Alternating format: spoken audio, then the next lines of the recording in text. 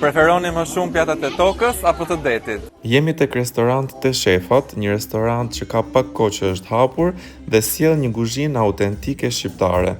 Besoni që do e kuptoni këtë në çdo lugë që do hani.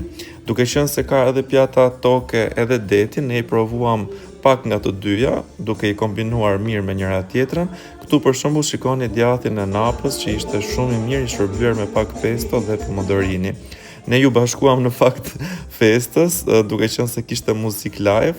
Këtu kemi po ashtu edhe mixin crudo, i cili ishte shumë i shishëm dhe unë që e preferoj shumë dhe dua ta ha gjithë vetë. Kroketat e peshkut ishin super të mira.